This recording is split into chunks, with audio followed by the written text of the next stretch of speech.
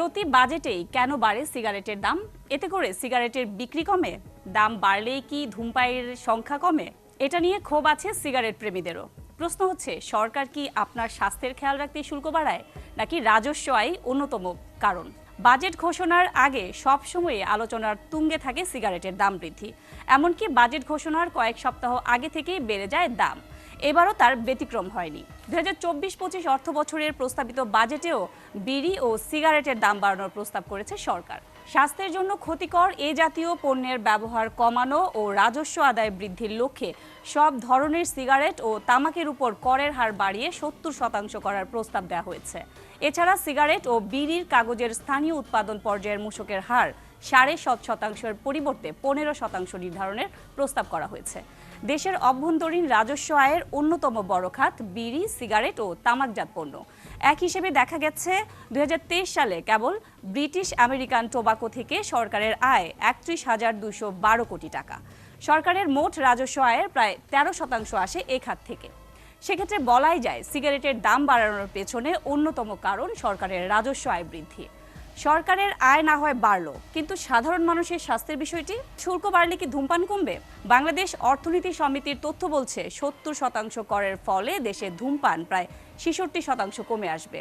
প্রায় 70 লাখ ধূমপায়ী ধূমপান ত্যাগ করবেন এবং প্রায় 71 লাখ যুবক ধূমপানে অভ্যস্ত হওয়া বন্ধ করবেন। পাশাপাশি রাষ্ট্রীয় কোষাগারে জমা হবে প্রায় 1,700 কোটি টাকার রাজস্ব। যদিও ওয়ার্ল্ড পপুলেশন রিভিউয়ের 2023 সালের তথ্য বলছে, বাংলাদেশে 15 বছরের উপরে ধূমপানের সংখ্যা শতকরা 39.1, যা 2019 সালেও ছিল 35%। এখন ছেলেদের মধ্যে ধূমপানের সংখ্যা 60.6% এবং মেয়েদের মধ্যে এ সংখ্যা 17.7%। মেয়েদের সংখ্যা 2019 সালে ছিল 7%-এর মতো। ধূমপানে বিশ্বের মধ্যে বাংলাদেশের অবস্থান অষ্টম। তাহলে প্রশ্ন আসতেই পারে, শুল্ক বাড়ানোর সুফল কি? বর্তমানে 10টি সিগারেট শলাকার একটি নিম্ন স্তরের প্যাকেটের দাম 45 টাকা, মাঝারি স্তরের 67 টাকা, উচ্চ স্তরের 113 টাকা এবং প্রিমিয়াম স্তরের দাম 150 টাকা। এই 4টি স্তরে সম্পূরক শুল্ক হচ্ছে 58% থেকে 65% পর্যন্ত। প্রতিটি স্তরের জন্য সিগারেটের খুচরা মূল্য 5 টাকা বা তারও বেশি বাড়তে যাচ্ছে। বাংলাদেশে নিম্ন আয়ের মানুষরা সবচেয়ে বেশি ধূমপান করে থাকেন। জাতীয় রাজস্ব বোর্ডের তথ্য বলছে, সিগারেট ইন্ডাস্ট্রির 80%ই দখল করে আছে এই নিম্ন স্তরের সিগারেট। এই স্তরের সিগারেটের ভোক্তারা সাধারণত নিম্ন আয়ের মানুষ। এরাই আবার বিড়ির ভোক্তা। এছাড়া গুল, জর্দা ও সাদা পাতার মতো ধোঁয়াবিহীন তামাকজাত দ্রব্যের ভোক্তাও এই শ্রেণীর মানুষ। তামাক বিরোধী সংস্থাগুলোর দাবি, বাংলাদেশে প্রতি বছর তামাকের কারণে 1,61,000 মানুষ অকালে মারা যায়।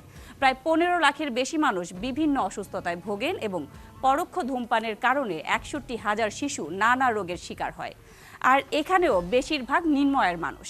দেশি বিদেশি নানা গবেষণার তথ্য মতে, সিগারেটের দাম বাড়ানো হলে নিম্ন আয়ের মানুষের ধূমপানের হার কমে। তবে এখানে একটা কিন্তু আছে, কারণ অধিকাংশ ধূমপায়ীর মতে দাম বাড়লে তারা সিগারেট ছাড়েন না, বরং সাশ্রয়ী ব্র্যান্ডের সিগারেট ছেড়ে নিম্নমানের সিগারেটে ঝোঁকেন। একই মত জনস্বাস্থ্য বিশেষজ্ঞদেরও। তারাও বলছেন, বর্তমানে যে হারে কর আরোপ হয়, এতে করে ব্র্যান্ডের সিগারেটগুলো ছেড়ে ধূমপায়ীরা কম দামি সিগারেটের দিকে ঝুঁকে পড়েন।